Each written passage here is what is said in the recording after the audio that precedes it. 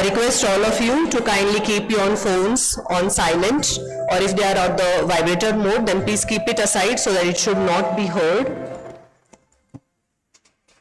We will be starting the event in the next 5 to 6 minutes, as soon as the guests are here.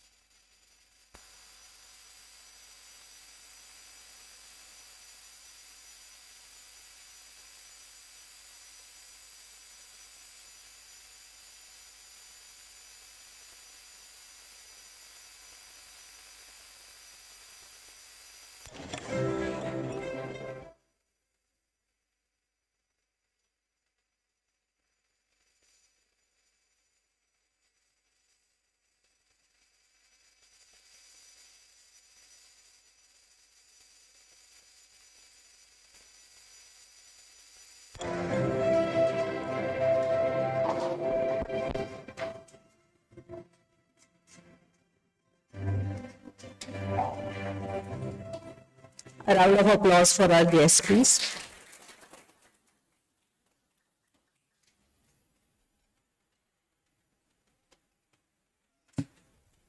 A very good morning to one and all. On behalf of DYPIU International University, it's my pleasure to welcome you to the National Conference on Transforming Business by Leveraging Talent, Innovation, and Disruptive Technologies, organized by the School of Commerce and Management in association with Journal Press India. I'm Smriti Shelke, your host for today. At the outset, let me extend a warm welcome to our esteemed guest, Honorable Dr. Prashant Pansaresa, Founder and Global CEO, Intelligent Systems, and Mr. Yashwardhan Nath, Senior Director, Digital Engineering Management, Salesforce Practice, Entity Data Services. I also welcome our esteemed mentors on the dais, Honorable Professor Prabhat Ranjan Sir, Vice Chancellor DYPIU, Professor Madhavi Deshpande, Dean Academics and Director, School of Commerce and Management, and Professor Shashi Singh, Dean R&D. Every beginning should start with blessings. May I request all the dignitaries on the dais to kindly step up for the lamp lighting ceremony and the technical team to kindly play the Saraswati Vandana.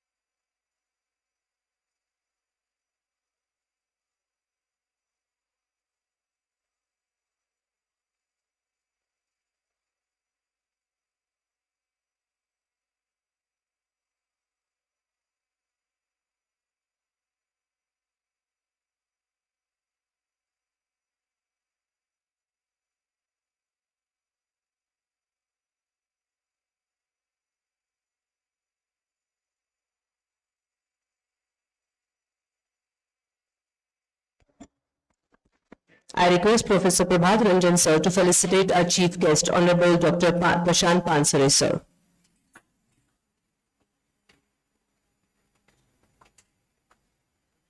Let's welcome him with a huge round of applause.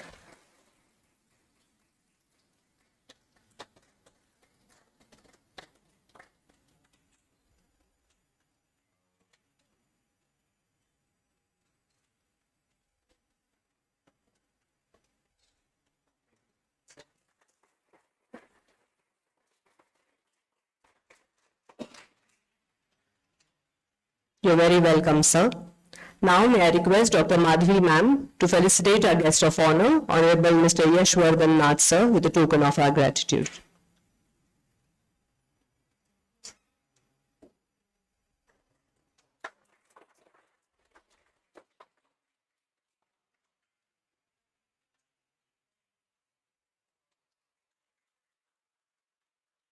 You're very welcome, sir.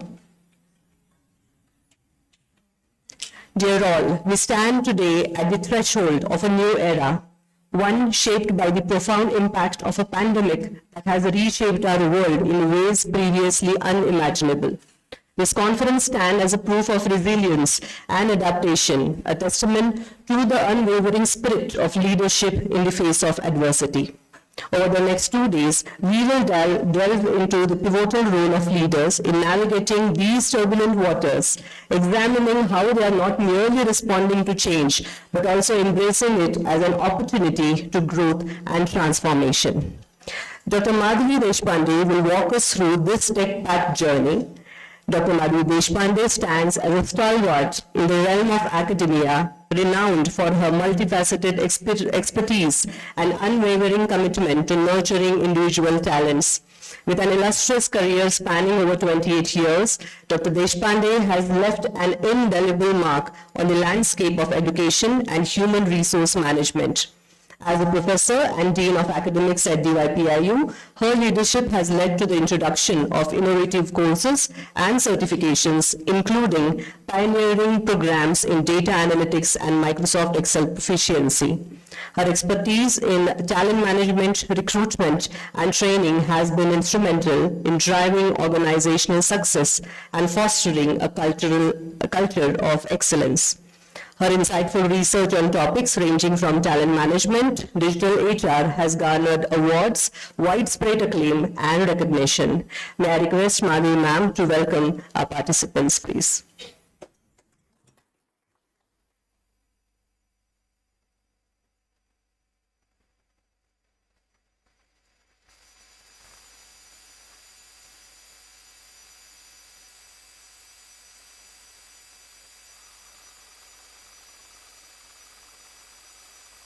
students, and of course, my dear colleagues. Good morning and a very warm welcome to DYPIU for the National Conference in Transforming Business by Leveraging Talent, Innovation, and Disruptive Technologies. We are honored to have with us today Dr. Prashant Pansare, founder and CEO at Intelligent Systems, as our chief guest. Welcome, sir. We are fortunate to have with us Mr. Yashwardhan Nath, Senior Director of Digital Engineering Management, Salesforce Practice, Entity Data Services, as our guest of honor. Welcome to you too, sir. We are blessed to have the presence of our Honorable Vice Chancellor, Professor Prabhat Ranjan, who's an inspiration behind our every endeavor. Welcome to you too, sir. And hearty welcome to Dr. Shashi, our Dean R&D. It is indeed an honor and a privilege to stand before you today as we gather to explore the dynamic intersections of talent, innovation, and disruptive technologies in shaping the future of business. This conference serves as a beacon of inspiration and knowledge sharing, bringing together visionary leaders, forward-thinking practitioners, and esteemed scholars to engage and dialogue, exchange insights, and chart a course towards more agile, resilient, and innovative business landscape. As we embark on this transformative journey, allow me to provide you with some insights into what we can expect from this momentous event. The National Conference on Transforming Business by Leveraging Talent, Innovation, and Disruptive Technologies is a platform for thought leadership, collaboration, and discovery, and inspired by university's motto of a digital future.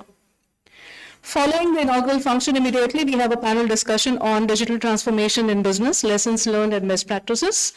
We are very fortunate to have panelists, Mr. Shri Prasad Devstani, Mr. Jay Dolakia, Mr. Daniel Painker, and Mr. Yashwardhan Nath. And the panel discussion would be moderated by Dr. Arvind Mathur, who is the Director of School of Engineering, DYPIU. We will inaugurate the exhibition of Techpreneur Expo, Unleashing Startup Potential, which is also one of the base foundational mottos of our university. The Techpreneur Expo, Unleashing the Startup Potential, a business plan competition serving as an integral extension of National Conference on Transforming Business by Leveraging Talent, Innovation, and Disruptive Technologies. Designed to align with conference thematic tracks encompassing marketing, general management, human resource management, operations and supply chain management, information technology, AI in business and finance, and competition offers participants a platform to explore and articulate innovative business ideas within these domains by bridging the theory with practice. We will start our technical presentations track at 2 onwards, continuing on 27th April morning also. Valedictory will commence immediately after that. Our guest of honor for valedictory is Mr. Parag Matkar, Director of Jhatpat Pay. And our chief guest for valedictory is Mr. Aditya Abhyankar, who is Director, School of Technology, SPPU. Our distinguished lineup of speakers and panelists brings a wealth of expertise and experience to the table, from industry titans and visionary entrepreneurs to esteemed academics and thought leaders. Each one of them will share their unique insights, perspectives, and best practices for navigating the complexities of digital transformation and harnessing the power of innovation to drive business growth. In addition to the keynote addresses and panel discussions, the conference will feature opportunities for collaborative learning and knowledge exchange as well. We are glad to receive a tremendous response for this endeavor. I'd like to take this opportunity to express my heartfelt gratitude to all our sponsors, partners, and volunteers who have generously contributed their time, resources, and expertise to make this event possible. Your unwavering support and dedication are very, very deeply appreciated.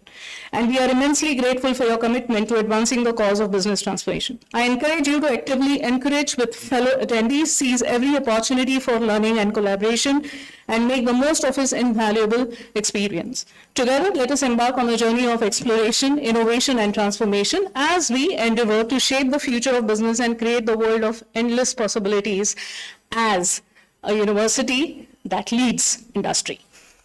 Thank you once again for your presence of here today, and I wish you all a fruitful, inspiring, and a transformative conference. Thank you so much.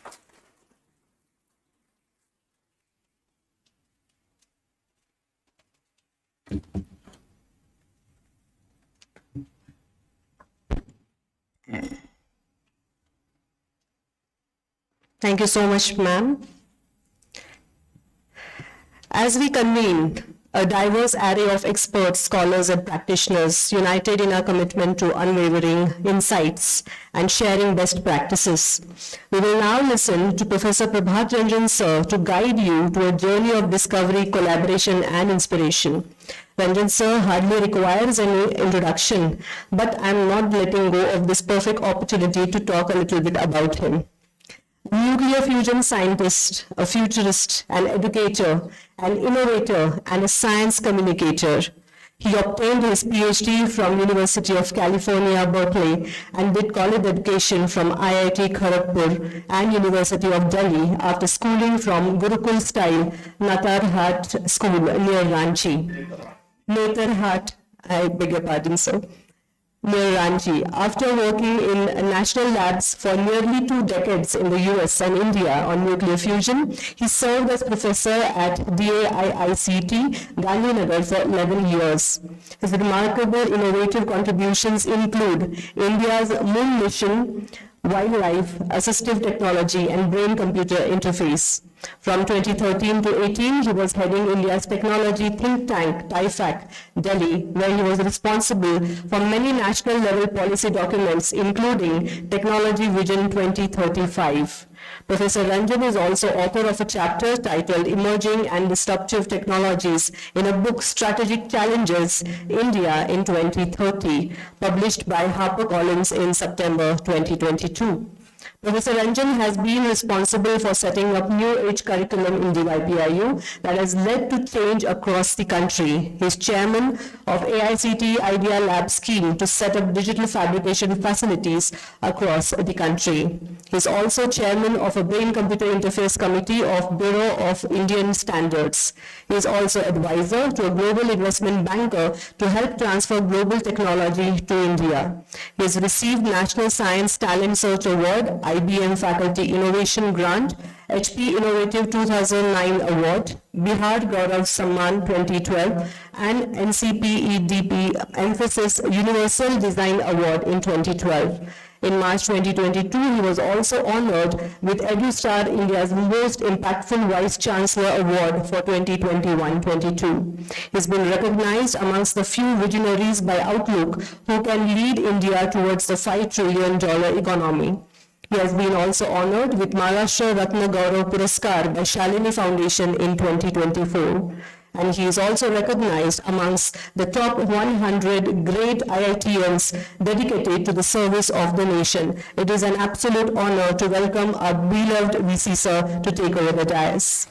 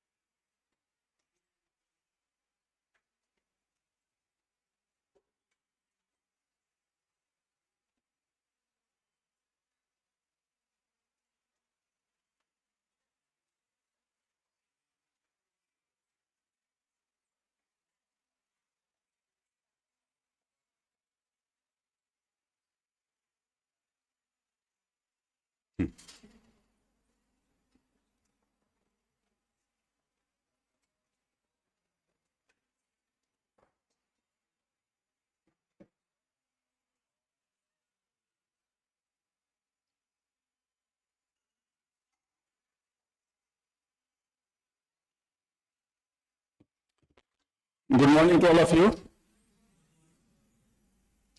Today is 26th April, as you know, 2024. It's a special day. Yesterday was also a special day, today also a special day. Yesterday was the first day that I came to Pune as Vice Chancellor of this university. We had a press conference, we announced the university to the world, but I had not come to the campus. It was 26th April that I came to the campus for the first time. So this is my 6 years in the campus, and what a change it has been. I would have loved to move around, but I'm stuck because of the camera. So the topic I've been given is disruptive technologies, opportunities, and challenges. This is something I've been talking for a long time. Outline of the talk is that, as we have heard, it's a golden period for India. I'll briefly touch upon this, especially for younger people. There are certain societal issues that we must look at to utilize this golden period. I'll talk about a little bit about Technology Vision 2035, which I was responsible for creating for the country, which has led to many changes that are happening in the country, although people don't know about the document. I'll talk about exponential technologies which have disruptive influence. Today also happens to be World Intellectual Property Day. So I'll also talk about how technology like generative AI, which are influencing all aspects of our life, and intellectual property are linked together. What is the impact? And then I'll end the talk by showcasing some of the things we are doing at the university. So in last 1,000 years, there's been never a better period than today for India. And so we are going to see a very rapid growth phase of economy. There'll be huge infrastructure growth. We are already seeing that. I'm expecting next 6 months, I'll be able to travel to Mumbai 20 minutes faster because of the missing link coming up. 6 months time it will be there. And probably Navi Mumbai airport will also be there. So I'll have to decide from my home whether I should go to Pune airport or Navi Mumbai airport. Probably both of them will take almost similar time. I've traveled several times, Atul said, it's connecting South Mumbai to Pune so fast that I can come to my Pune campus faster than I can go to, some of the parts of Mumbai itself. I just had that experience. So we are seeing a lot of growth in infrastructure, which is going to happen for the next 3 to 4 decades.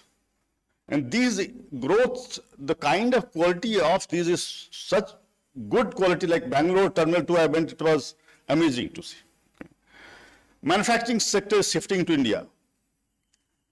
What has happened is that Chinese economy is going down. If you look at 30 years, China received the lowest FDI last year. 93 what they received, 2023 they have received that. I was just in China last week. Demographic dividend, India is the best in that position. Our young population is still there.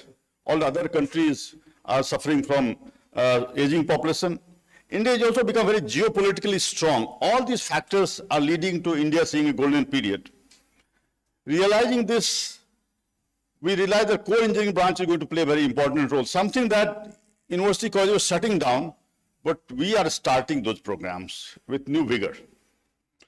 And as I was seeing, one of our guests here says for Nachi, digital engineering. In fact, I want to start digital engineering program, to be frank. I stopped because I started something else, but maybe next year we can start that. I really considered starting digital engineering program. Maybe with your help we can do it. So, societal issue. It's very important because society doesn't, if you don't take care of those issues, our golden period will be lost, like many buses we have left. There's a bias against physical labor. We ignore labs in the school. We do not allow hardware-based work to be done in the colleges, which limits the possibility of innovation. Even our electronics telecommunication courses do not do electronics. The research in electronic communication PhD, I had 3 people yesterday who finished their PhD last 2 months. All of them doing image processing or some AI-based work. Nobody had anything which was really physical system. Engineers do not want to work in the factory. All of this is affecting our manufacturing and everything. So this is a societal issue which is linked to bias against physical labor.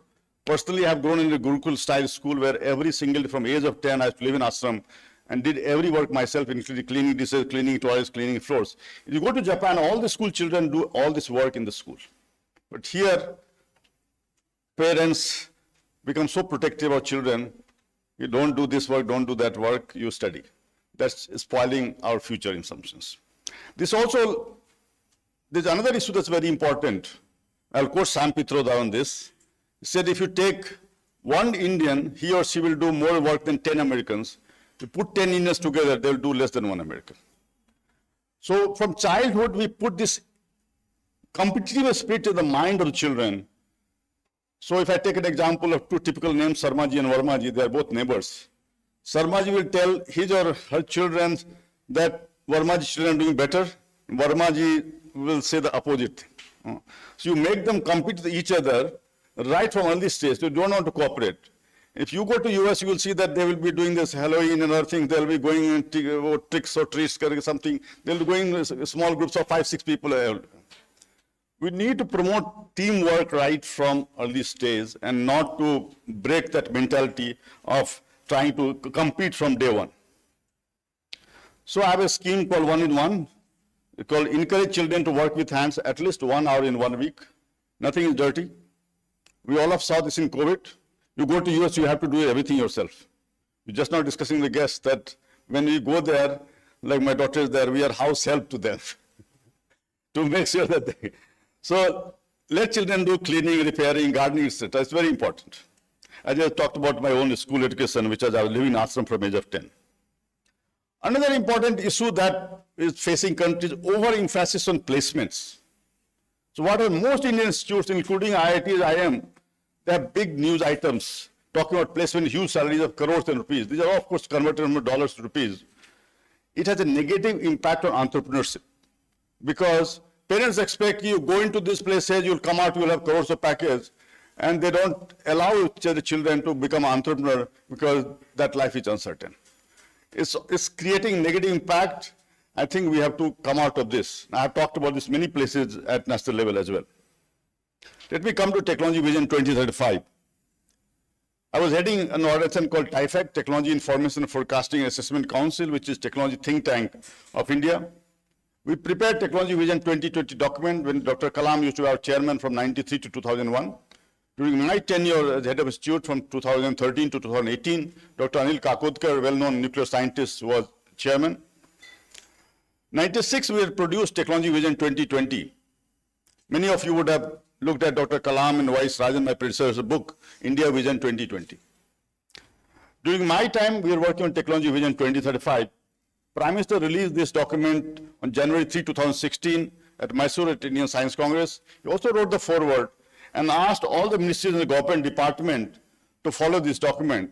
So last talk that I gave on this at Niti Aayog was on January 30, 2018, where most of the ministries, secretaries were there, who were especially belong to science and technology domain. This has led to impact across the country, but there are areas of concern. I've written a blog on this after 5 years of release of this. Especially healthcare sector, we are seeing we are not keeping up with the expectation that we have.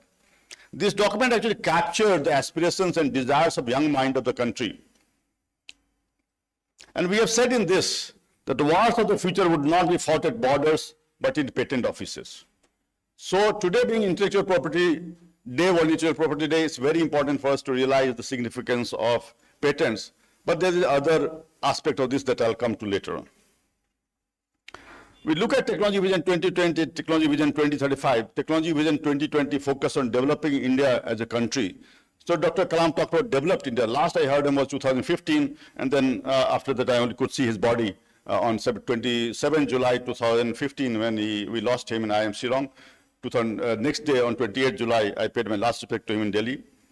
And that day I had a condolence meet my organization and I announced something.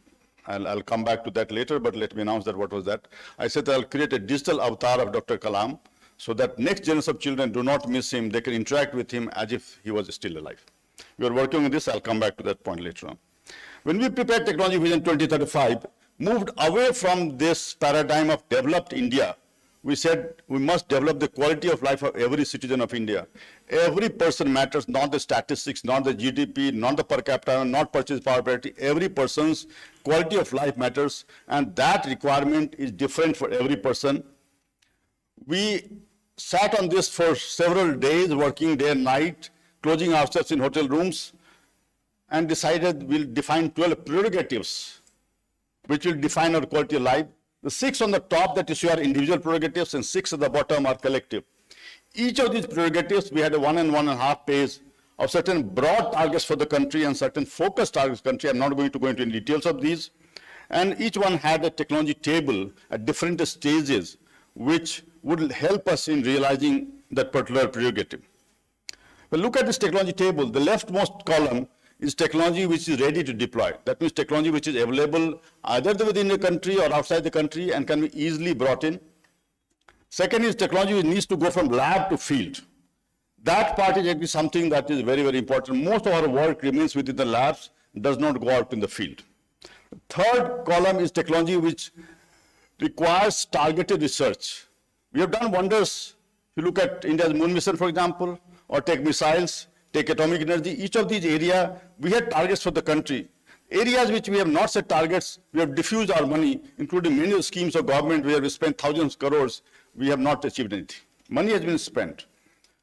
The last one is the most important. It said technology in imagination. You see there's only one dot here for this one. Of course, there are other prerogatives. Incidentally, the targeted research, Niti Aayog took 20 out of these to promote them.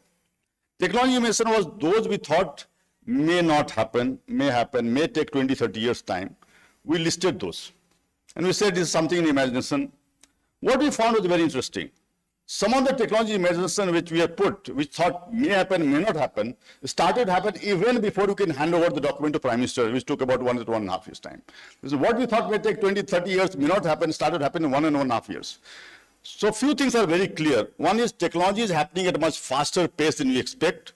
And technology diffusion is also very, very fast. This also means technology obsolescence is extremely high. Now, some of you, maybe plus minus 20 years of my age, would remember pagers. Okay. Those pagers came and disappeared. I don't know where my pager is that. My daughter was in school, I had to keep it for emergency purpose, maybe for 1 year or 6 months. I have no idea where that pager has gone because these phones came and they completely changed everything. Okay. So we have seen the obsolescence happening. This is a major impact on the way we do education system. This university has been leading in this effort in the country. And I'm not boasting this because I will show you, because as a scientist, I always do evidence-based presentations. Few areas that I would like to, just for young people, drone is area that's growing very fast. It's not only now, it's been growing fast. It's come to, just now seeing a TV serial where on Adrish, which is on our intelligence people, and many of my friends are in intelligence bureau, one of them was involved with that thing, and how our enemy country is delivering 20 kg of RDX using drones. Okay, so this has become very important part, not only for destructive purpose, but for constructive purposes. Automatic vehicles are going very, very important. Now, each of these has impact. For example, if I could travel in a vehicle and I could just sleep in a vehicle would carry me from X point to Y point, say, whole night, I don't need to be in hotels. All the roadside hotels will go because I would prefer to sleep in the vehicle while it's carrying me from one place to another. Of course, you should have the trust on that. So this is already happening to a large extent, and slowly we'll start to see this coming in our life. I'd put a deadline of 2025, but we are very close to that. This is an automatic bus. In San Francisco, there's a Bay Area Rapid Transit BART. 1981 when I got that time also that automatic system, but people did not want to sit in those, so they had to put a dummy driver just to give confidence to people. Their only task was to close the door and nothing else. Hyperloop technology by which you can move at 1200 kilometers per hour faster than civilian aircraft. You could reach Mumbai to Delhi in about 90 minutes. Sorry, maybe even less. And this, Nitin Gadkari looked at this document when we handed over to Prime Minister's office in 2014, right after he took over. We received a request for this document. It was not finally released, but we sent him the draft version. Nitin Gadkari went through that and invited us to discuss 8 technologies, and Hyperloop was one of them. Unfortunately, the meeting could not take place because of a flight issue of his. But he went and met Elon Musk, invited him to set up Hyperloop in the country. He gave Mumbai, Pune as a place for testing of this. That work was started, but due to political reasons, it got scuttled. At that time, there were 5 places this was being planned.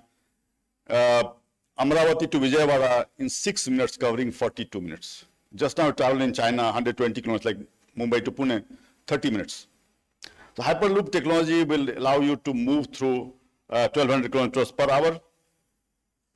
We already seen AR, VR, and other things are coming in a very big way in the education sector. I think tomorrow we'll have a demonstration exhibition after the validity session. Robots, something we look at with fascination, but they are becoming our household help. Like we go to US as household help, the robots are doing this task, and they'll do most of the time. I'm hoping that slowly I will have a robotic chef coming into this campus, maybe next couple of months. 3D printing, all of us have seen, making houses, making all kinds of things. We have one of the best laboratories in the country, actually, for this purpose. There is a 3D printed house in Dubai that was printed in 30 days, and 800 square feet house you can print in 24 hours. Multi-layer vertical farming. Just 2-3 days back, we have a discussion in SOCHM, I'm in the Maharashtra State Development Council, SOCHM. There was talk about barren lands. I said you don't require soil at all for this multi-layer vertical farming. You can grow 40 to 300 times more crop in the same place by using multi-layer vertical farming. You don't even need sunlight. And you reduce the use of water to 90% and only 10% water use. No pesticide required. It's also called urban farming. From your, wherever this farm is set up, to the consumer, you can take in 2 hours. Now, I've been working on this for medicinal plants, so that we can grow medicinal plants, not in Himalayas, but wherever you are, by controlling the environment in a way. Doesn't require any soil because it's all hydroponics, and you add nutrients to this. This is again a game changing. When maybe 10 years back when I was talking about it, there was hardly anything being done. There was one in Goa, Singapore, US, Japan, and so on. Now India also, many places this is going on. Artificial leaf that turns sunlight and carbon dioxide into fuel more efficiently than natural leaves. Also, there's artificial trees that allows you to capture carbon dioxide 1,000 times more efficiently than natural trees. I was responsible for providing technology inputs to climate change commitments that India made at COP21 in Paris in 2015.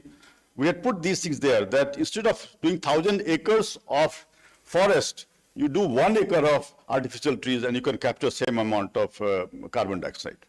Because India had committed 3 billion tons of carbon sink in that. This is from a movie, Ex Machina, where the robots start to develop consciousness. I had a discussion this on Delhi, human rights for robots. Prashant Bhushan had come to talk about that.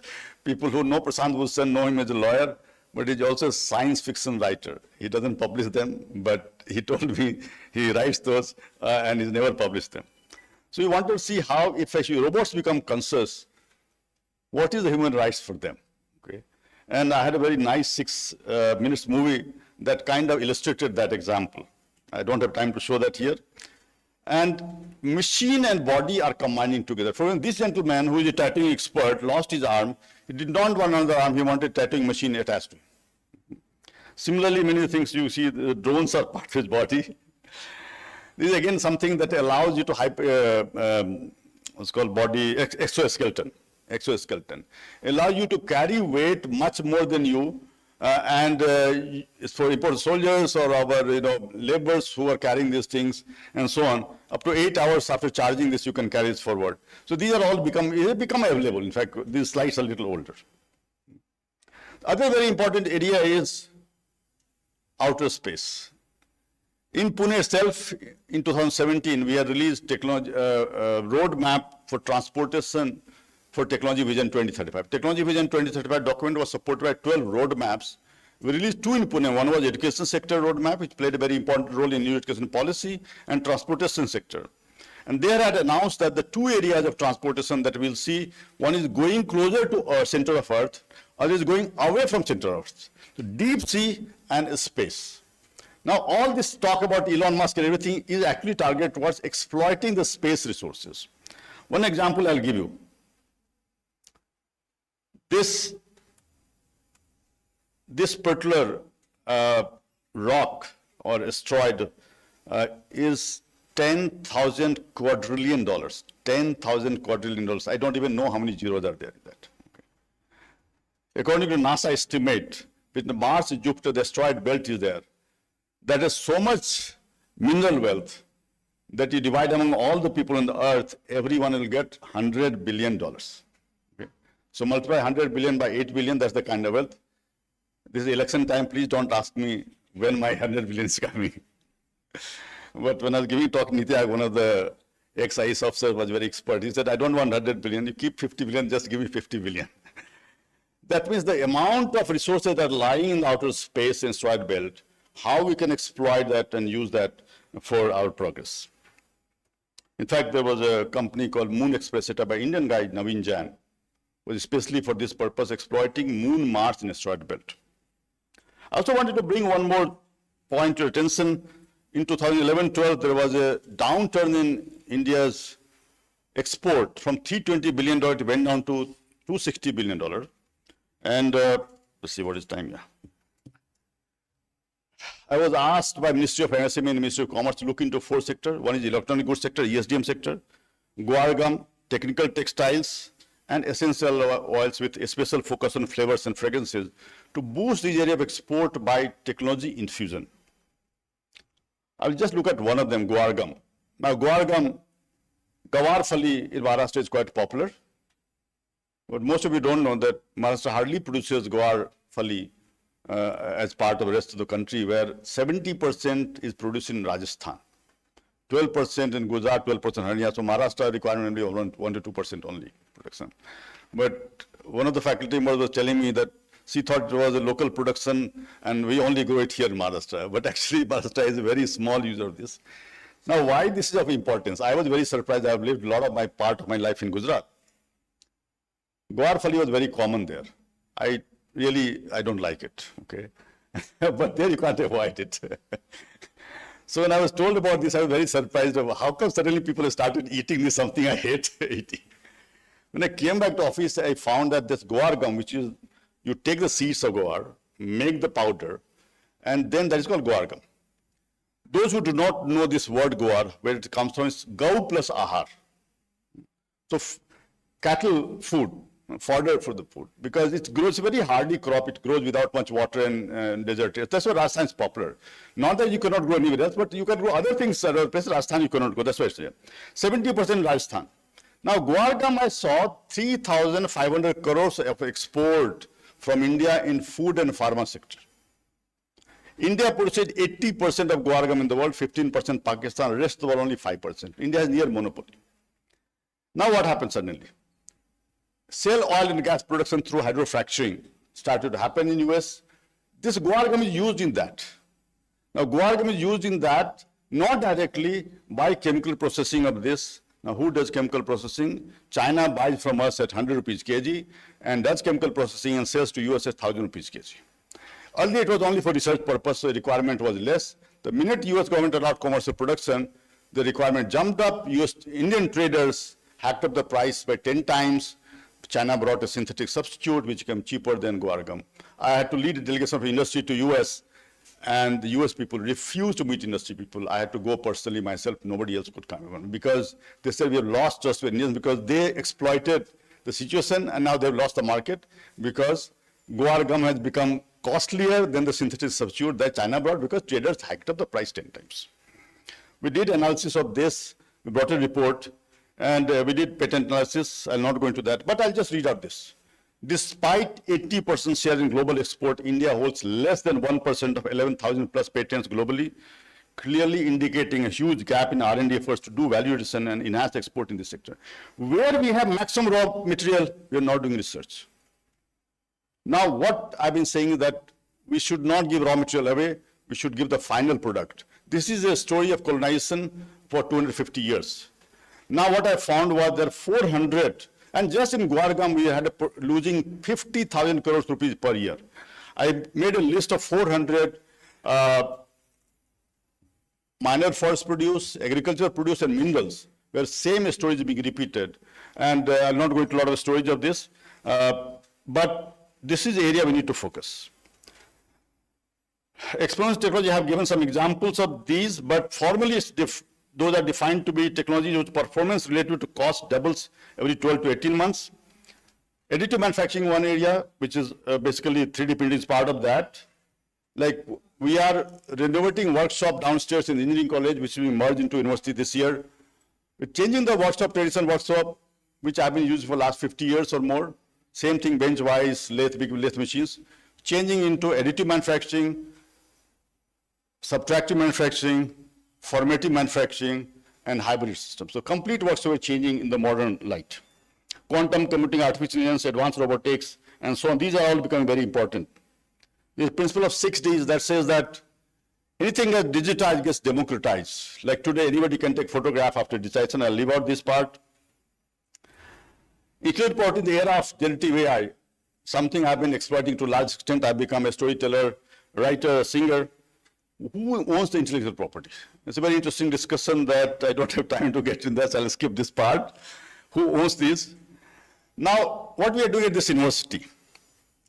In last 6 years, we have had major impact across the country. When we started BTech Computer Science Engineering program in 2019, it led to change across the country in computer science engineering in 2020. Digital Fabrication Lab, when we started as part of that, we made it compulsory in all programs. I was requested by AICT to chair the Idea Lab scheme of AICT through that 106 centers we set up across the country. I'm also chairman of Brain Computer Interface Bureau Institute, as was introduced. Now we are working on, I was in China, which is doing quite well in Brain Computer Interface. They are leading efforts in that. But what we are doing here is not what they are doing. So we are focusing on education, learning of children, and neurorehabilitation. They are doing more invasive thing. We are using non-invasive, focusing on things. We are seeing children improving their learning. Now parents want help. Now researchers will go and do the work and come back. They want a company or something we have to set up. Maybe Dr. Pansal will help us set up a company which can support children to improve their learning. We started binary program to 2020, made maths optional with a bridging course. AICT picked up in 2020 and made it even more flexible actually. MBA Digital Business started in 2020, followed by others from 2021 onwards. This is about the computer science program. I'll leave out the details because what we did is on left side in 2019, AICT copied 7 of them. I was also a member of the committee. Let me leave out these.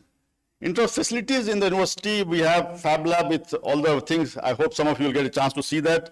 Media Lab with various equipments. A sponsor, the first time in the country, we started a nuclear fusion project in this country with private investment. Unfortunately, the money ran out because of cryptocurrency crisis. Today, again, in the evening, I have a discussion with the investor on nuclear fusion.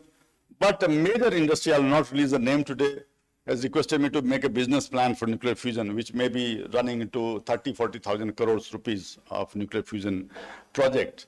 We'll have a meeting on 29th April to get a little more detail. I had a face-to-face meeting some time back. Brain computers, as I mentioned, are already doing many things. There are a lot of computer labs here. Pioneering labs, we have right now 6 plus 1 microbiome lab. We have AR/VR training facilities, HoloLens. This is a setup of digital avatar. We have a holographic room on the 5th floor where we will create this just a butterfly, but actually it will be Dr. DYPIU talking to us as if he is standing there. When I met him first time on 25th April 2018, I took his permission to create digital replica of him. So you can meet him. He told me that I will live for at least 100 years, but can create my replica. This is our studio.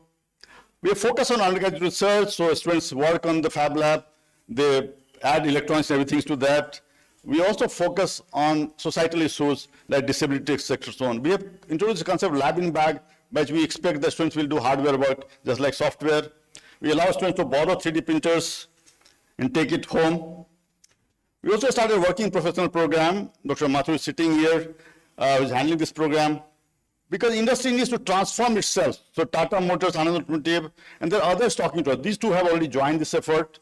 We're now having second batch. We started BTech Electrical Engineering with 2 specializations, electric vehicles and robotics and automation, and BTech Mechanical Engineering with smart manufacturing, MTech with electric vehicles. Then AICT followed this up. They also created a similar program.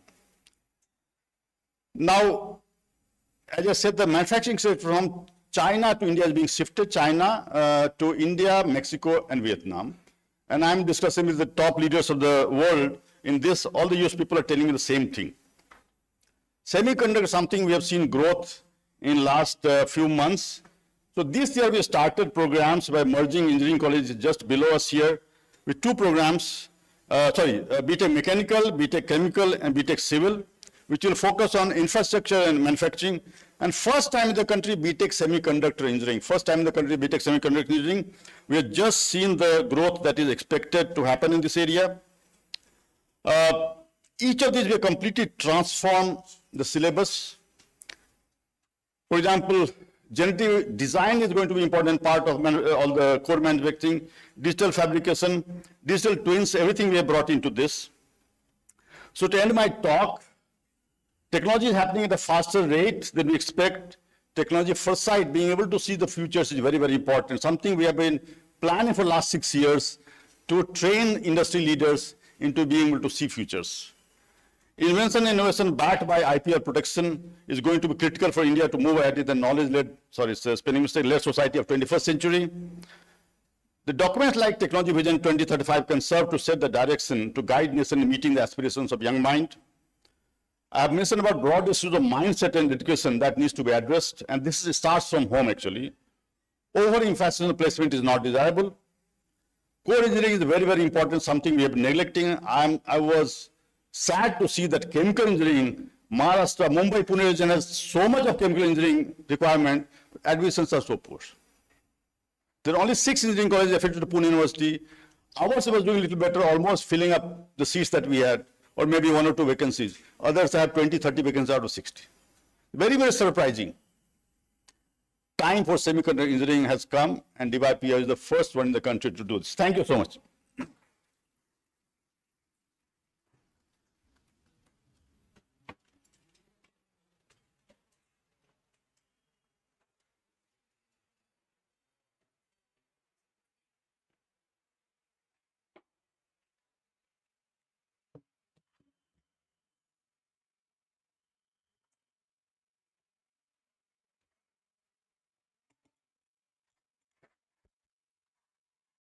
I request all the students and participants to be seated, please. Kindly be seated. Thank you so much, sir, for your inspiring words and insightful reflections.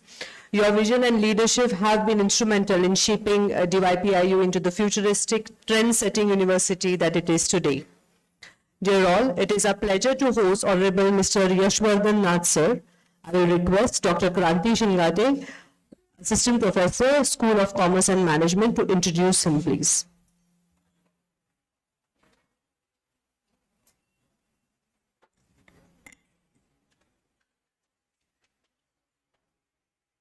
Respected dignitaries on the dais, conference participants, my colleagues and dear students. Today, we have the privilege of being in the presence of the true thought leader in the field of information technology, Mr. Yashwardhan Nath, Senior Director, Digital Engineering Management, Salesforce Practice at Entity Data Services. Our guest of honor has dedicated 23 years of career in experiential learning, ranging from hands-on technology implementation, consumer delivery accountability, practice management, and leadership role. He graduated in economics from Deen Dayal Upadhyay, Gorakhpur University, and pursued his post-graduation from IFY, Pune. In his enriching career journey, he has been associated with various multinational and corporate companies like BISIL, KPIT Cummins Infosystem Limited, then Infrasoft Technology, Tiato, and Entity Data North America, with various job profiles like an analyst, project as well as engagement manager, head of Salesforce, and vice president Salesforce. He has been also awarded as star of the function by KPIT Cummins.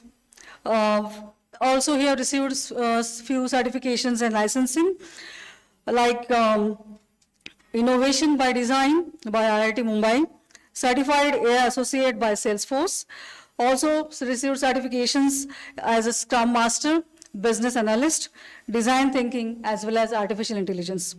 His few specialities are practice management, delivery management, client relationship and account management, patient alliances, as well as vendor management. Along with that, some specialities are solution offerings and bid management, revenue and budgetary planning. Apart from this, he is also involved in strategic partnerships. Today, I am really honored to introduce and welcome Mr. Yashwardhan Nath, sir, as a keynote speaker on behalf of School of Commerce and Management and DY Patil International University. Now I request Mr. Yashwardhan Nath, sir, to address the audience. Thank you, sir.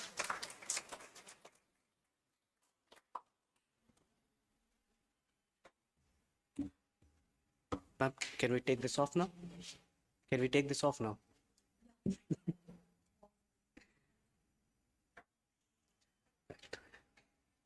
Good morning, one and all.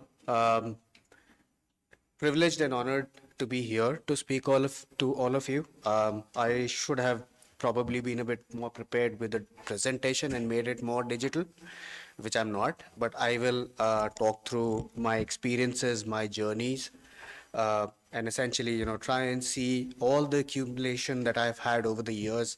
How does it come closest to what you have as the theme and agenda for the workshop and the event that you have, which is around helping and transforming business and utilizing all the key components like innovation, like talent, and like digital technologies and disruptive technologies. How has it helped all of it? I was particularly blown away by the presentation I just saw by Professor Ranjan, because he was talking about India getting woken up to the advent of technologies, and he made a mention about Dr. Kalam back in 96, when we had already started talking about this vision 2020 and 2035 and whatnot. What came to my mind when he was talking is, interestingly, in 97, somewhere in Harvard, a guy called Christensen was formulating a term called disruptive innovation, right? And we were already talking about it in 1996. Kind of gives me a wake-up call that, we've not been left behind. We've been thinking, we've been thought leaders. I think where we've missed the bus is we've not put that in action. The implementation is where we've maybe gone slow, and there are multiple reasons for that. That's a different discussion, different story altogether. But let me take a step back, and for this discussion, I wanted to talk a little bit, or rather focus more on the concepts of B2B. Most of the people here would know what B2B is, right? What is B2B? No, I'm not talking about business to business. I'm talking about back to basics. Right. So let's talk about, we're talking about business transformation, and here, because I think majority of you are around the management subject, there is a lot of uncanny but nice business terminologies that we use on a day-to-day basis, right? When you write your papers also, you do that. There are things about, when we say business transformation, we use a couple of other terms like digital transformation, and we use that quite interchangeably, right? Somebody could ask, so what's the difference between business transformation and digital transformation? Is it one and the same thing? And then why do you use two different terminologies to coin that, to write that? Is it only just because you want to talk suave, or is it something different? There is a slight difference in a lot of things, but let's take one step back and see. What is it that really constitutes a business in the real world scenario, right? This is what I call back to basics. There are essentially three components, and you can equate this to manufacturing, you can equate this to IT, you can equate this to services industry. There are essentially people, the first element, most important. You go to a bank, there are people who work at the bank, there are people who run and regulate the bank, and there are people who go to the bank as customers. So people, the first quadrant. The second quadrant is the processes. Again, applies to the entire spectrum. Take the example of the bank. You go to the bank, you want to encash a check, there is a set process for it. And every institution, every organization will run as per a particular process, right? And the third part is systems/technology that enables it. Now, let's not for a moment take technology to computers and AIs and that space. Technology could be anything. If you look at manufacturing sector, when we grew in the so-called industries 2.0 to 3.0, we were not talking about internet, we were not talking about AI, we were still talking about technologies and how,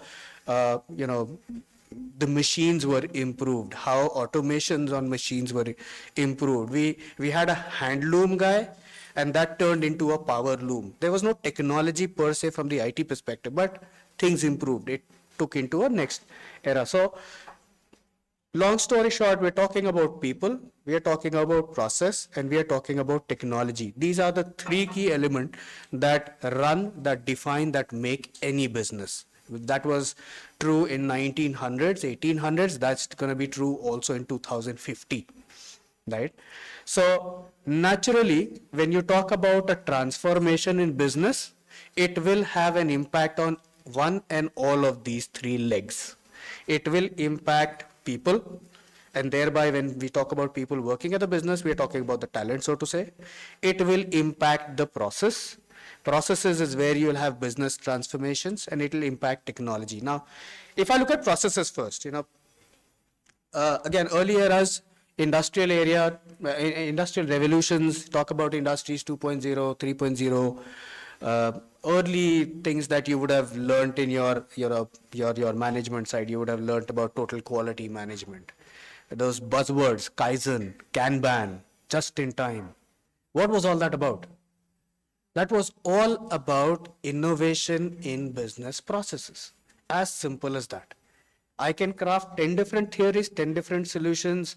I can do, multiple such things. But essentially, what am I doing? I'm just innovating the business process.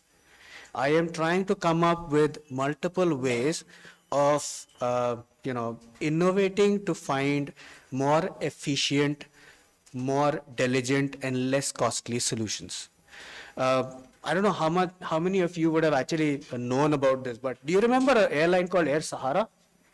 Ceases to exist anymore. I don't even remember when it stopped, right? But I'm from Gorakhpur, and the old founder was from Gorakhpur, so it kind of stays close to me, right? Subrat Roy. But the point I remembered Air Sahara was because in 2007, Air Sahara had made a decision. This is process innovation. They said they're going to make Hyderabad as their hub. Right? Basically meaning to say that they wanted to fly all the airlines into Hyderabad, which basically meant Hyderabad would receive, instead of some 30, 40 flights, it would have received something like 250 flights from Air Sahara in a day. But then essentially use that hub to connect all the spokes in India. Right? This is, again, if you remember early days, this is more like the FedEx model or the DHL model, right? That they did in the US. All simple examples of how process innovation essentially started bringing about the thought of transformation in business. Okay. Then the second aspect came around was technology. Now, in today's time, technology has grown leaps and bounds. There are multiple things, multiple connotations, and it's always also taken in negative connotation. I'll come to that as well. But technology changed the way we work. Technology changed the way we think and act in today's time, right? 10 years ago, if I had to go to Mumbai and I was not fairly conversant with the Mumbai roads, it used to be a nightmare for me. I had to have my Windows CE based mobile phone connected to the internet, and I had a huge problem because I knew I was consuming costly data. So I would switch on and off every now and then go and connect to some app which will give me a runtime, location and my navigation. In today's time, Google Maps hai na. Nobody cares, right? Data is cheap, things are available. So technology has become like a partner on a day-to-day basis for us. There are so many things that we can't do. If I take away your phone, probably you don't know how to exist. Right? That's true. And it doesn't apply to you, it applies to me as well. Right? I do not know how will I check my mails every 2 seconds, which I'm so used to it now. Nothing is going to kill me, but I'm so used to it. I don't know how to come to this conference because my phone navigation, my car navigation helps me do that. And I know, look, I'm going to take 35 minutes to reach. Can I have another cup of tea before I leave? Things like those. So my point is that technology has become so inbred into us that innovation cannot survive sans technology. Now, there are beautiful examples of technology or technology-based innovation, which is where this digital transformation terminology also comes in, by the way. So if any transformation that you do enables your business, it's business transformation. But if you do make a transformation which is at the core of it technology, it's digital transformation. And the best example of that is the digital payments in India. That's the best example.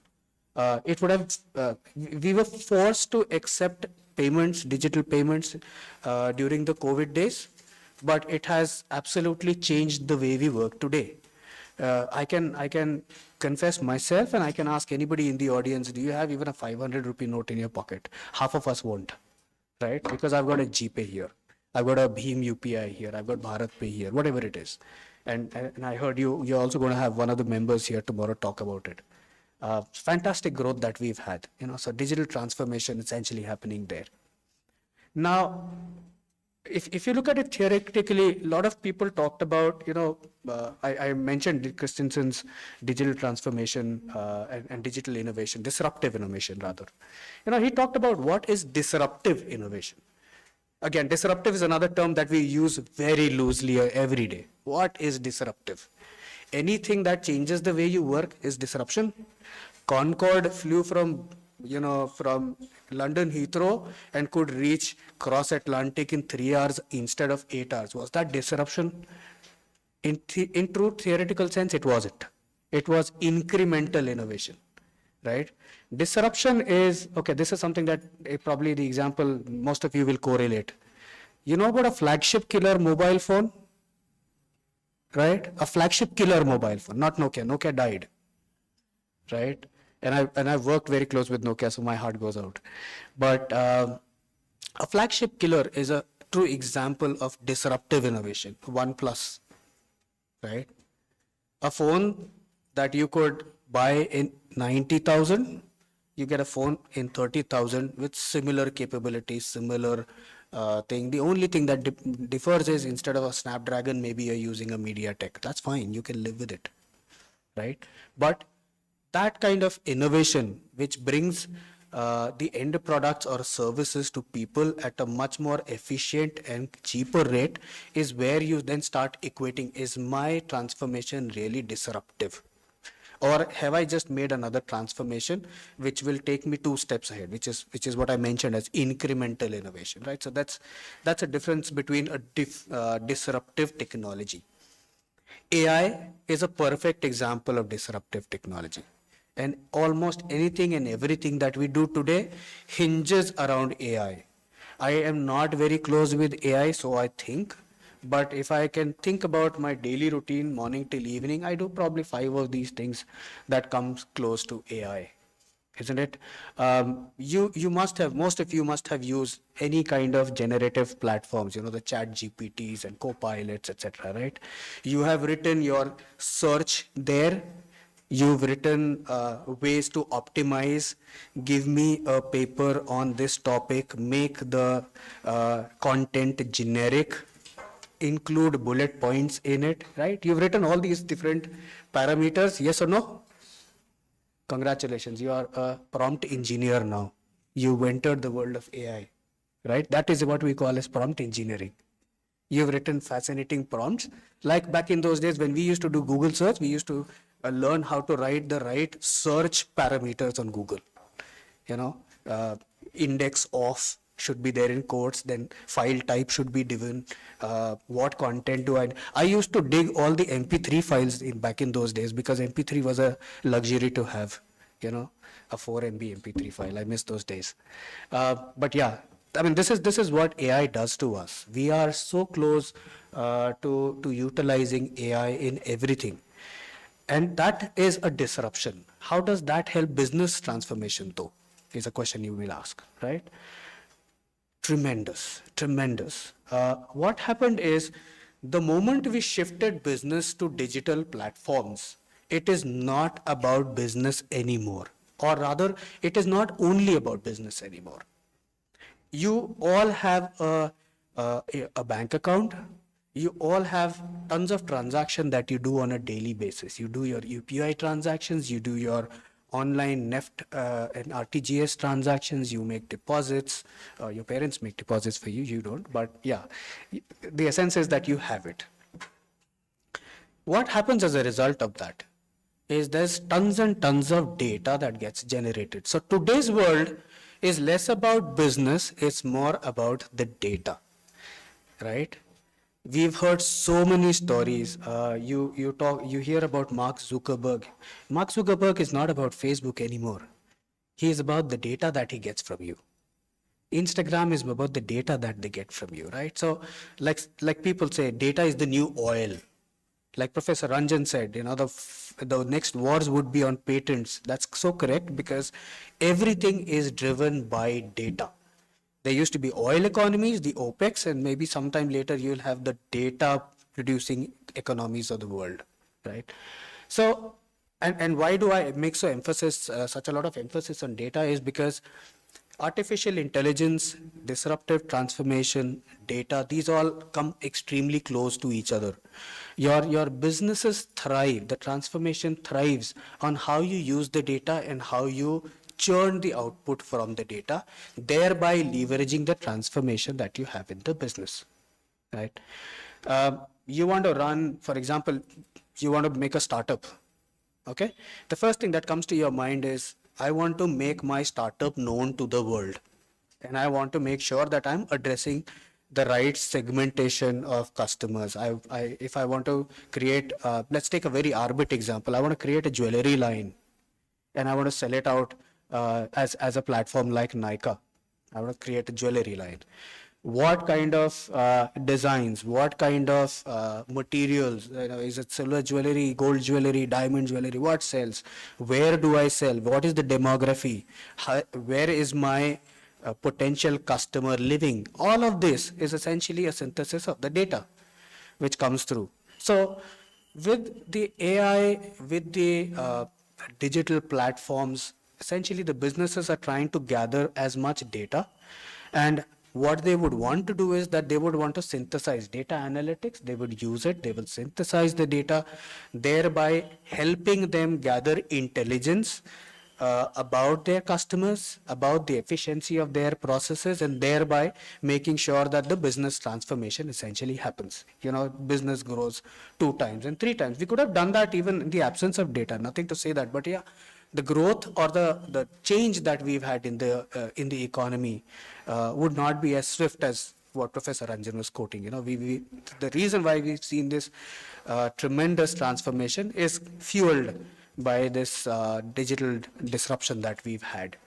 And fortunately, we've got the right people, the right skills, the right mindset in our country who are trained, who are working it, who are open to it. Therefore, it sort of goes, exponentially good. Now, I did try and link process to business transformation. I linked digital technologies and disruption to transformation. What I missed or I did not link clearly is talent. Right?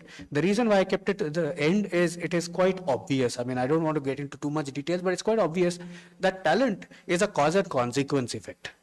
It's a cause and consequence effect, right? It's a chicken and egg story. You can't have AI fulfilling in India unless you have people who are skilled, right? But at the same point of time, you don't have people who are skilled unless you have AI in India. Right? There has to be a demand and supply. Professor Ranjan, you talked about semiconductors. That has hit me like anything. I love hearing Palki Sharma. If you hear to Palki Sharma, every third day she talks about how the semiconductor industry is setting up in India. Now we've got 3 plants that we're talking about. Tata's are on the forerun. For the first time in my life, I'm hearing about semiconductor industry being set up in India, whereas my parent organization or earlier organization was trying to work on software related to semiconductors. So every time as an Indian economy, we've talked about how can we write softwares that will make the semiconductor run, that will make the chip function. We never talked about making the chip. We never talked about R&D on we are still very, way behind on talking about how R&D on chips can be done. Right. My company KPIT was working a lot of on IT inside the car. They specialize in automobiles, powertrains, power windows. There's a lot of IT and software that goes inside it, by the way, which is more evident now. But we always used to talk about writing software that will make this run. We never talked about the chips that will house that software that will make it run, because those were all being done someplace in either in Korea or in Germany, because that's where the R&D centers were. But now, given the industry shift, given our own talent shift, we are capable of doing that. And that is where, like I said, the talent part is always a cause and consequence to the transformation. So again, just one other last thing that I would still want to bring up is, there's a lot of videos that I've seen these days and it caught my attention. AI is in, it will replace many jobs. It will make people defunct or, outdated, and AI will change the way the employment industry will work. How many of you will believe in this? Can I See by the show of hands, anybody who believes it in this? No? Good to see that. A lot of people do believe in that, trust me. I spoke to a lot of colleagues. The first impression is AI will do tremendous things that it will make people, rendered useless. Well, that could happen. I will not deny that. That could happen. But that will happen when you actually have mastered something that we call as the artificial general intelligence, AGI. That is when the iRobots, Apple will make their iRobots and they will take over and do everything. You'll have general intelligence come in that will equate to what human beings do. Right now, AI capability is to augment what human individuals do, right? And you can use the example that I took. You could use GPTs, you could use co-pilots, you could create much better version of the documents and the papers that you write today. Early 1930s, this economist Keynes, he came up with a terminology called unemployment. Yeah, technological unemployment or technology unemployment. He was talking about the manufacturing days, because that in those days the belief was machines will come in, take away the jobs of people in the factory, people will not know what to do. He didn't let people go unemployed. Then came computers at the turn of around 1980s, 90s. Again, computers will make people useless. It didn't. People learned, people evolved, right? As they say, right? If you can't beat them, join them, right? And by the way, this is not Zelensky who said this because he wanted to be in NATO. It's somebody else who said this. So people joined the bandwagon for computers. Right now, computers is like, my kid doesn't know how to survive if she doesn't have a laptop today. All the papers, all the academics, everything, even the fun games, everything has to happen on a computer. So computer became an inevitable part of our life. And now we see the same kind of thing happening with other disruptive technologies, call it AI, call it data, call it social media, call it whatever, right? So at the end of the day, basically what I'm trying to get at is any business transformation in today's time will require all three of the aspects. Talent which is nurtured on newer technologies, newer trends, whether it's AI, non-AI, core engineering streams, etc. It will need to rely on that.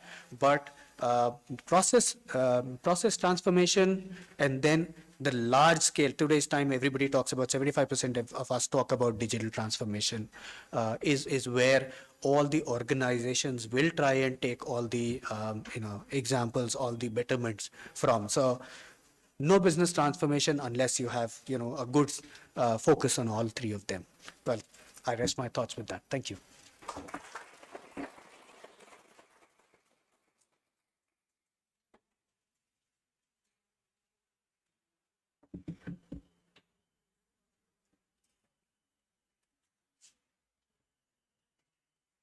Thank you so much, sir. Thank you for joining the dots between the talent, innovation, and disruptive technologies. And again, emphasizing on semiconductor as well, because that has been the dream course that VC sir has started. And we have this is the one of the kind course which we are going to start, the BTech in semiconductor engineering. So this is, of course, the talk of the town right now. So thank you for focusing and emphasizing on that as well. I would now request Professor Shashi Singh, Dean R&D, to introduce our chief guest, Dr. Prashant Pansare, sir.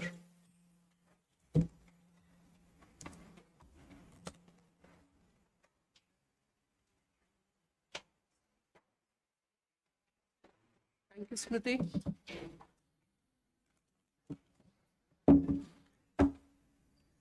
So, esteemed guests and our audience, welcome to the National Conference on Transforming Business by Leveraging Talent, Innovation, and Disruptive Technologies.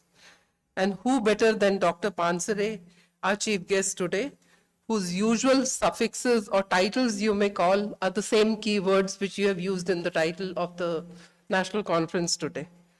It's my honor to introduce Dr. Prashant Pansare, a visionary leader shaping up landscape of innovation and technology.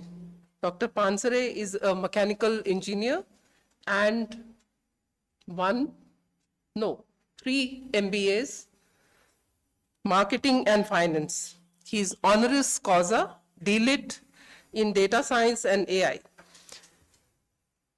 And he's also the founder and CEO of the first bootstrapped Intelligent Group, a data-driven business insight provider, which he established in 2004. He's also the CEO of Rubyscape, a visual data storyteller, which he established in 2020. A big data analytics industry. Dr. Pansare is bestowed with many international awards and accolades, to name just a few: Analytics Innovation by SAP, EFQM's Business Excellence Award, Entrepreneurs of the Year by WorldScope USA, and Deloitte's India Technology Fast 50. I welcome you, Dr. Pansare. Stage is yours.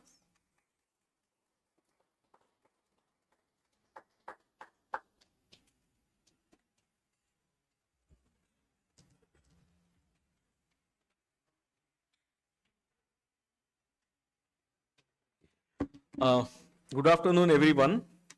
The time is already up for the session that I was allocated. But what I'm going to do is do little pacing of my session so that we do justice to the next sessions that are lined up, particularly the panel discussion. Thank you for having me here. And it's always wonderful to be at such a youthful campus. And, no other than our Dr. Young friend, Prabhatji, who has not only set the stage, but he has set the stage on fire. He actually has covered so many wider, number of things that I wish I would be, always sitting here as your student, and you were, helping us mesmerizing things. What I'm doing is, he has set the context as what you need to focus on, and I'm going to simplify it a little bit more. How can you do that? Right? So probably it can be an extension, and thanks to Yash also to further elaborating that. And probably my brief presentation is going to help you get some bits and bytes, from what the topic of today is. Okay, so when we talk about in today's digital era, the new business models needs a fresh thinking. And what is happening is that the competition is actually coming from non-sector players, right? Probably 10 years back, we never imagined something like Uber will come and completely change, redefining the need for transportation, and it will not come from automotive players, or the founders will not be automotive companies, right? Look at what is happening in food tech. It was not a restaurant company, restaurant business that actually thought of, the Zomatos and Swiggy. Somebody else came in. Right? It was not the real estate companies or hotels. They could, think of Airbnb. So understand what is happening is that the ideas are coming from the innovators and disruptors, and they're putting certain things in synthesis and changing the way, your buying behaviors, patterns, consumption is. And that is what is, the real focus as what is happening. Now, if you look at these business models, these are first digitally powered business models. They're asset light and OTT. Right? They're connecting consumers and, the service providers, and they're part of the shared economy. And these are some of the examples that we talked about, right? And in fact, just this morning I was talking to Prabhatji. He has not only remained a YouTuber, but he has now become a, the music propagator, right? Now understand that it may start as a hobby, but that might turn into a, profession where you actually start building your community and network, because of digitally things are possible. And digital does not discriminate. Probably a few years back, we used to talk about there are two Indias that exist, Bharat and India. But digital India is actually the bridge, and it does not discriminate. And that's going to be, my really focus today. So let me give you some key statistics that what has happened post COVID era, right? And why suddenly there has been a talk of India as the emerging economy in most of the world. Why, who is in India, and what has really changed the game. So last few years, India has been emphasizing on digital technology, and I'm going to talk also briefly about India Stack, and some of the innovators sitting here can actually identify some opportunities there. So these are key statistics. If you actually look at the demographic dividend India has, 140 crore plus population, population is not our problem, but population to resources to infrastructure was our challenge, but digital is actually helping us in solving that problem. Out of 140 crore population, if you actually know that more than 90 crores are already on the mobile internet, and we are world's cheapest mobile internet economy, and that has changed a lot of things. The way we connect, our buying behaviors, our consumption patterns has completely changed. That has actually opened up lots of opportunities. And if you actually see the consumption patterns here, so when we talk about the theme for the conference today, it is actually in this future of work, right? Deloitte has come out with very interesting model that the future of work is changing work, workplace, and ultimately workforce. So when we talk about work, it is getting more, digitized, automated, AI, Gen AI, the robotics is changing the way, the work is happening, whether it is in offices, factories, or service providers, even in education. Workplaces are becoming more and more, not only physical, but hybrid and digital and virtual, right? And both these things together has a huge impact on the workforce. That's the talent or human part of it. Right? As they say that you can't solve tomorrow's problems with yesterday's approaches. You need, to upgrade yourself with the future skills. And if you see, India is set to become the global supplier of AI talent. If you see what is happening in the country last couple of years and what is likely to happen. So how can you ride on this bandwagon and really see? So some of these are, becoming the technologies that are impacting and that are changing, the way we are living in the society. Right? So AR, VR is no longer a fancy branch of technology where you are doing this immersive technology only for gaming, right? I mean, I was a jury and a mentor of some of the fashion tech startups in Europe, and they were actually augmenting that if I'm wearing this spectacle lenses or if I'm wearing this jacket, how does this jacket look on me? And nowadays you have these games on Facebook, right? You just mimic your face with some of the personas there, and they actually change your face there, and it's free. Right? It happens now and then. Of course, there's a very advanced technology component that is running behind it. But when we are talking about the wearables, when we are talking about the virtual walkthroughs in the fashion store, and then it is not only helping me, how does this jacket look on me, but it actually digitally takes my measurement. And then say that, okay, what will really fit in? And then you're really talking about the custom fashion designing that is happening digitally, virtually. And that's what, some of the big brands in France are actually doing, how they're adopting this immersive technology, AR, VR, in setting up and changing, the face of things. So the business models are also changing because of that. Nobody is really looking at setting up a huge infrastructure facilities and the workforce to render, goods and services, right? So think about this. Maybe if I set up a startup in visual inspection, in quality control, so what I'm doing is just connecting to the cameras on a shop floor or surveillance systems, and through that I'm trying to determine what is the quality of the goods that I'm producing on my shop floor, right? Visual inspection or visual QC, what we call in digital terms now. So every sector is actually getting changed and impacted because of these technologies, and that's why I said you can't ignore it. So let's talk about India Stack, and this is very interesting when we are talking about the digital future or maybe artificial intelligence, why it is set to be such a big industry. India has already defined its AI policy. If you see our Prime Minister last few months, almost on every forums, he's talking about AI. Why suddenly so much of AI? We talked about it. AI, is it going to replace human beings? Certainly not. AI will replace the repetitive tasks intelligently, efficiently, affordably. But AI certainly cannot replace human beings. But what type of human beings? AI is creating new type of jobs, and there's going to be a displacement of jobs, right? Here, if you actually look at the digital does not discriminate, I said, and it is inclusive. So look at what is India Stack story. If you look at our UID, The unique identification number, that is an identity layer that is established in India. And this UID is actually blockchain ready. We are way ahead of many countries in the world. On top of that UID, we have the infrastructure layer, right? I mean, you have the payment gateway, the UPI. The UPI is the payment gateway layer. So you have the UID that is actually or features and covers you from Janma through Mrityu and everything that you're doing in between. Right? So your citizen services, citizen engagement, and then when you actually start working, your PAN card, DIN, TIN, GST, everything is linked with your UID and Aadhaar, right? So you understand it is the new way of how government is looking at you, also to, give you all the benefit schemes and engage with you as citizen services. On top of it, there is a payment layer, right? So what is happening today is that we all have experienced it. During COVID times, we did not go to bank to withdraw money.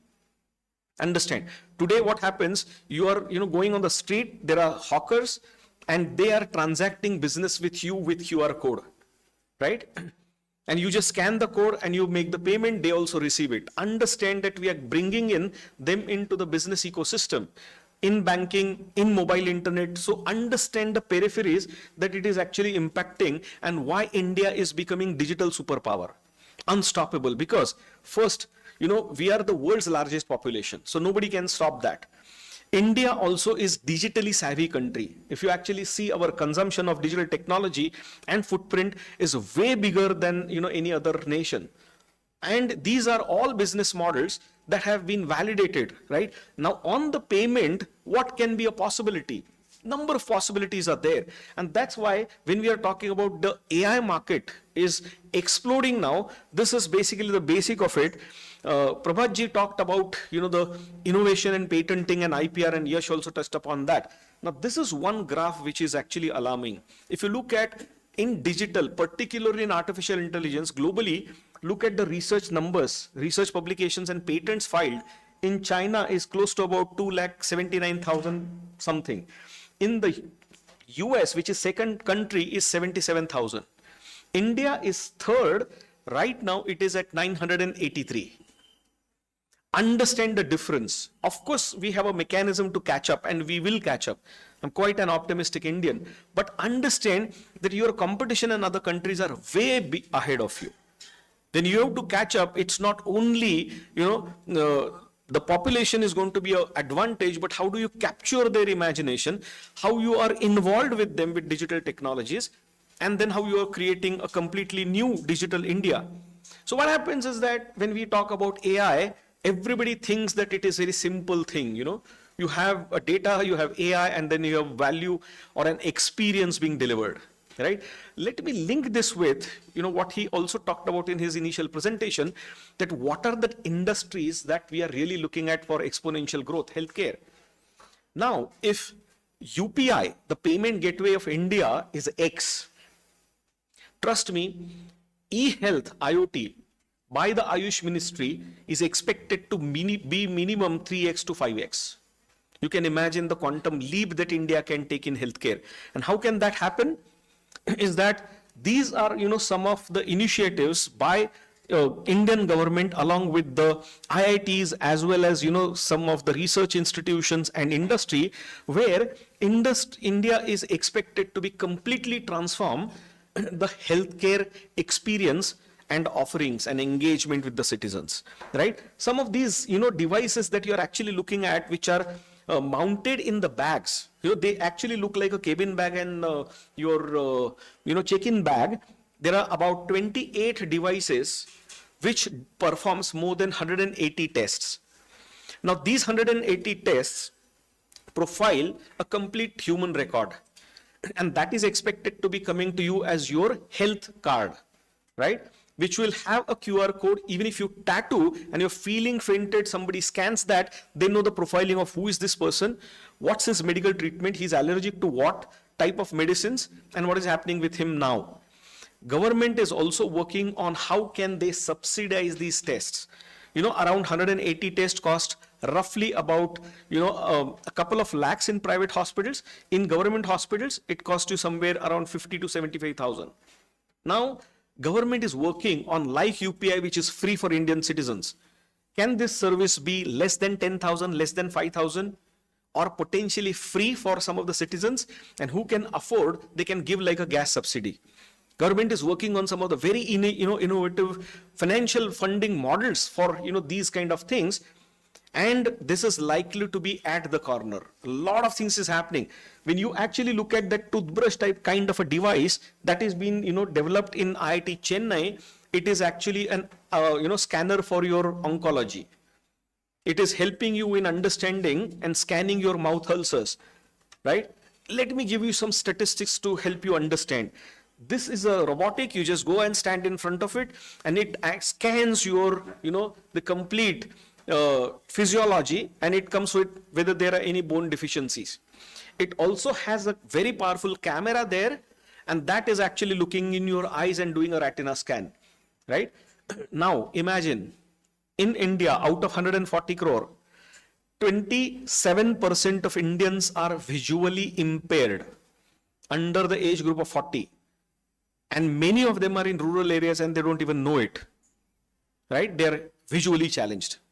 Now imagine 27%, which means roughly about 40 crore population retina scan you get, and you put that sample into your machine learning models. What is the level of accuracy for you to analyze the retina scan, right? Below 30, average 34% of Indians are diabetic. Do you understand that if you get that kind of a sampling through e-health IoT platform, how India is expected to be disrupted, right? So look at these, some of these things which are huge and phenomenal opportunities. So when we talk about the AI is a tip of iceberg, but what is the bottom of iceberg? And that's why suddenly that, all social media is painting the ads with, some of the AI and data science and machine learning courses. Now understand it's a horizontal branch. It's not a vertical. Now it is becoming horizontal. The good part of that is that you don't need to be only software engineers to be in the AI and machine learning. If you think you're innovator, you're disruptor, take up any challenge and think how you can solve that using digital technology, and then probably you can connect the dots. Maybe, get some software engineering talent, get some domain expertise, and if you're an innovator, disruptor, put that into your student startup idea. And preferably pick up that when you're at the campus, when you're doing your, maybe a BBA, MBA or BTech projects. How can you think of a multidisciplinary projects which can potentially become your startup idea, right? And then you can really take that on. Now, we talked about automotive. Now, this is one simple infographic. If you look at these sensory systems in the car, right, that is making the car more intelligent. Right? He was talking about sleeping in the car whole of the night to save your travel time in an intelligent autonomous car. Now think that, say for example, you're putting a sensor in a tire and making the tire and that system intelligent. Can you think some of the tire companies are not selling products, but they're saying that we are giving you safety rotations per mile. We're giving you the wear and tear of your products, tracking and tracing. And maybe if my, the tire life is actually deteriorating fast and, my vehicle has been speedily driving on a sunny afternoon on the highway, I get an SMS alert that it is overheating, and probably if it is continues like this, in 30 minutes, your tire is likely to be blast. Can you understand that probably I don't mind shelling out a few bucks more for this kind of a smart product, digitized services, right? Real-time engagement. Imagine just one electronic engineer putting a sensor in a tire and then disrupting that in a different way. Let me show you, when I talked about how, so this is probably just one slider on what we are doing, and why it is important is that we have built a truly made in India data science and artificial intelligence software product. And we are also engaged with a lot of universities in their research and innovation programs, where we actually provide a lot of innovation projects to the students, entrepreneurs, startups, research fellows, where how they can actually capture the data. With India, the Urban Data Exchange by IISc Bangalore, IUDX, IISc Bangalore, just Google it and you will actually get plethora of curated data sets. And if you have any innovative idea and imagination to solve the world problem with those type of data sets, let's talk. Right? What it can do is it can actually help you. Let me come to this slide a little later, but maybe if time permits, let me just want to give you a couple of examples. Right? When we talk about, say, data which is actually coming from multiple systems, audio analytics. So when we talk about audio analytics, you have most of the banks and government single window clearances, right? When you make a call to the call center, there is a pre-recorded message. This call can be recorded for training and learning purpose, right? Do you know that learning is machine learning? So what these kind of applications are actually doing is that if you are calling a call center in a big bank, credit card division, for a card loss report or a fraud detection. Now the fraud detection, when you give them a call, first what is happening is, it is actually capturing that audio recording, converting audio type of a format into speech by applying the technique of text translation. You are doing the sentiment detection as well as what you're doing is the topic modeling. And when you go here, you know how your data pipelines are being built and you're converting that data from one format to another. And then here you're actually looking at your operators' efficiency and sentiment, that how much they are being able to solve the problems, right? And here, when you're actually seeing that in credit card division, the card was lost at the airport, somebody has complained and that happens to be our premium customer, you get this complete text on the topic modeling.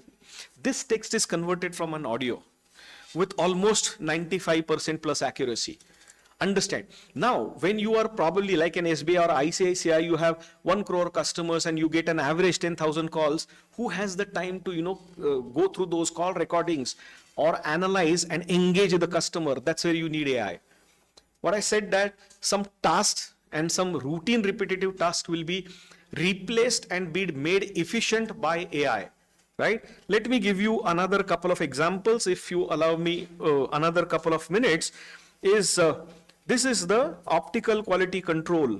You just put cameras on your assembly lines and you're actually looking at whether your parts that you're producing is okay or not okay. And after how many stampings, you need to calibrate that die. Let me give you one interesting example.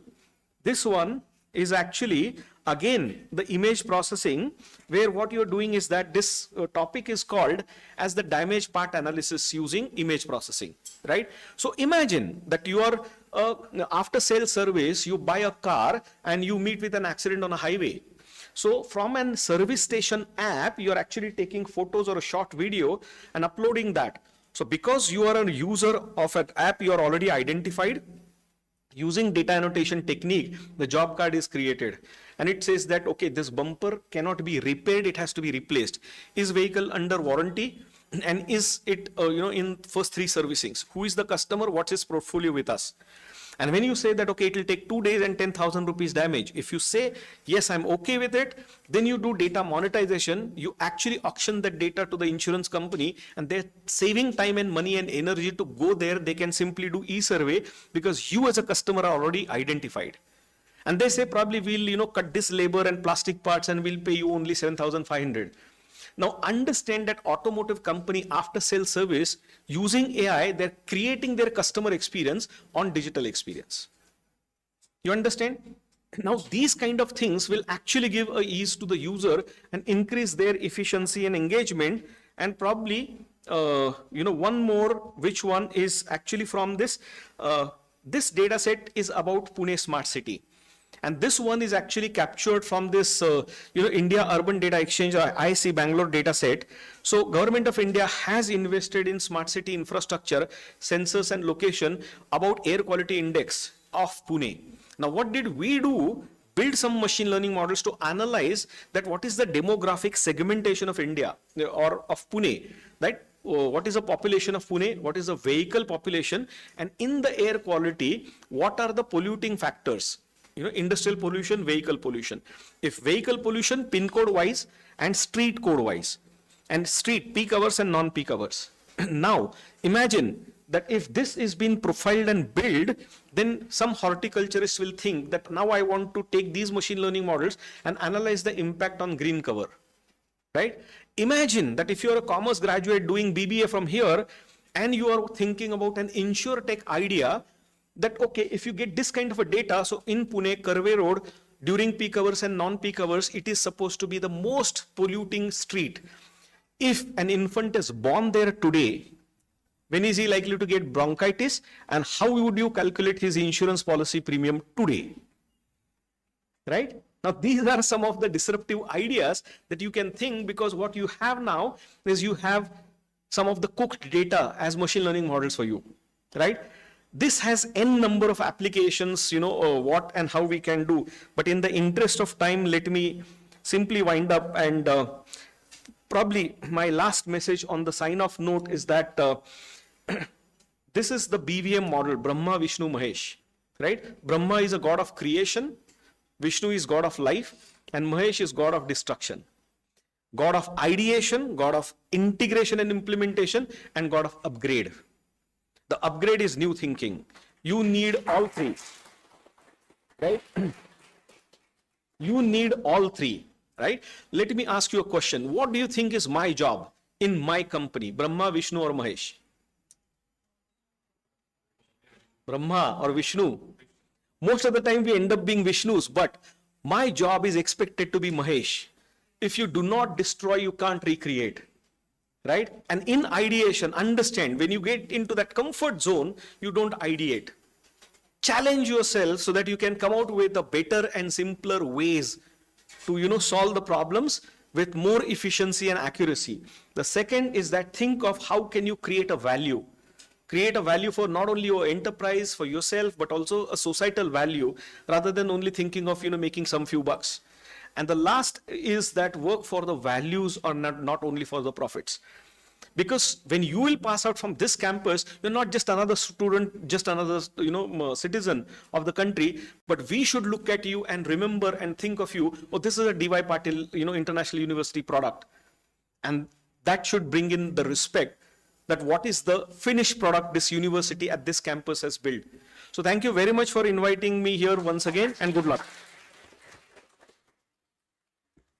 And sorry for a little longish session. It's already running behind schedule.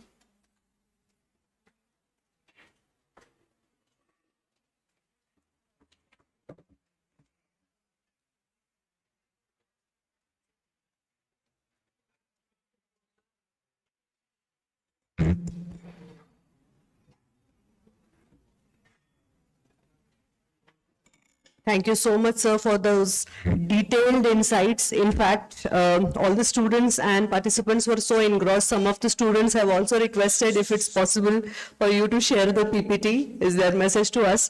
We are also live on YouTube, and we've got messages there as well. So thank you so much to both the dignitaries to have really shared those insights and experiences with us. Thank you so much.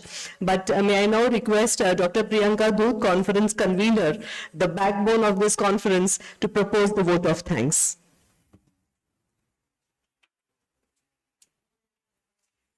A very good afternoon, everyone.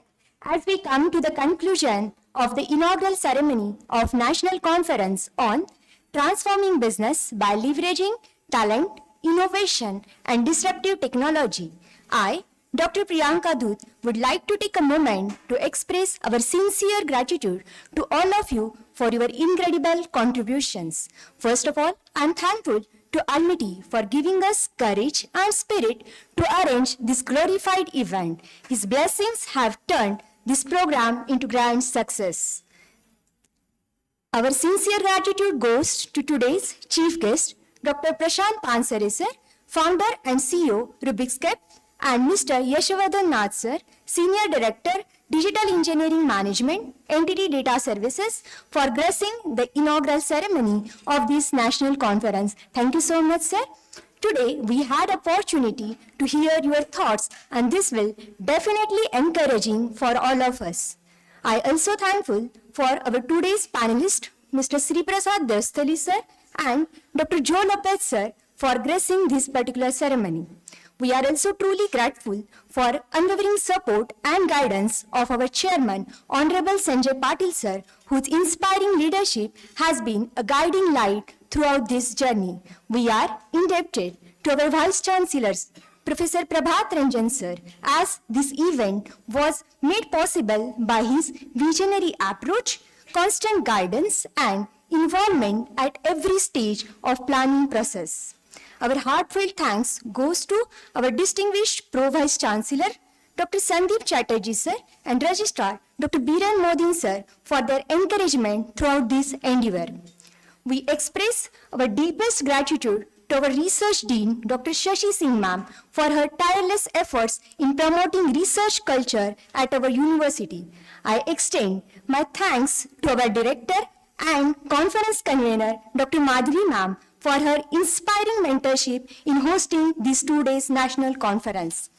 Our sincere thanks also goes to our publication partner as well as conference management system, CMS partner Journal Press India, for their invaluable support in managing the conference throughout their interactive management conference tool.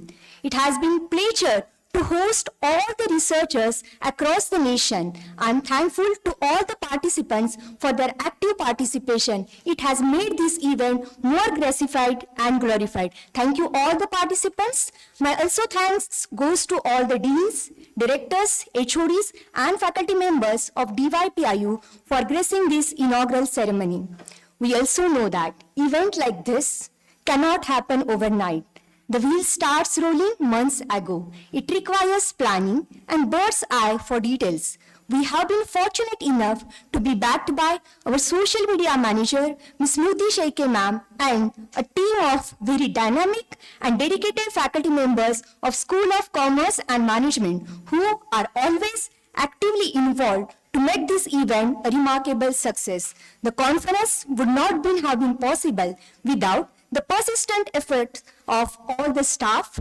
Definitely, I should mention all the student volunteers as well as technical administrative support of DYPIU. Thank you. I thank everyone who has played a part in making this event as a success and contributing to the advancement of knowledge and practices in the domain of digital transformation in business. Thank you everyone.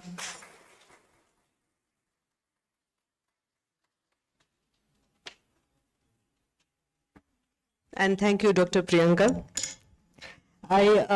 Before we go ahead with the panel discussion, I will request all of you to stand up for a group photo with the dignitaries and the technical team to please help us with this. All of you, please stand up wherever you are. Please stand up for a group photo. And after that, we'll be seated here itself for the panel discussion. Can we have everyone a little close, please, from here, from this side? Can we just join in on this side, please?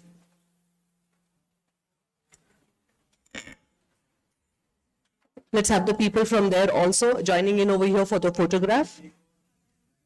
हाँ sir. हो.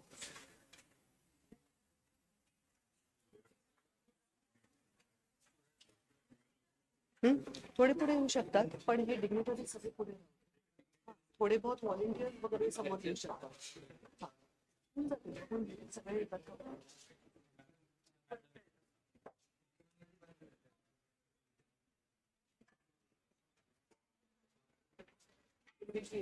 Yes.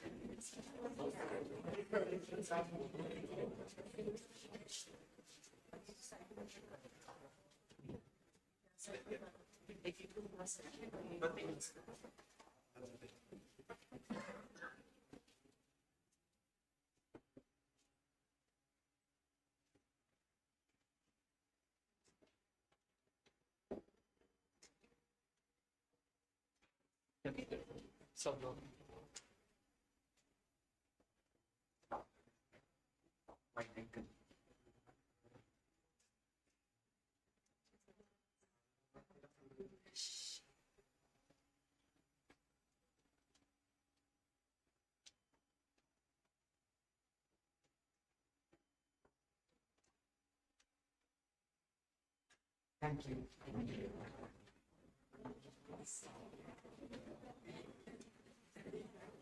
I request all to kindly be seated on their respective places, please. We will begin the panel discussion immediately.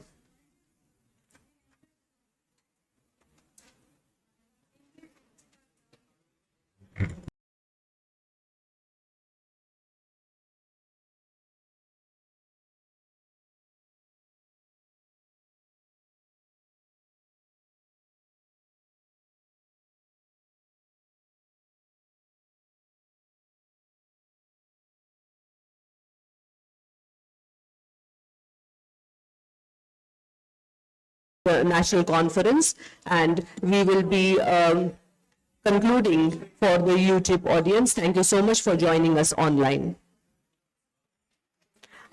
I request all the students and dignitaries to be seated.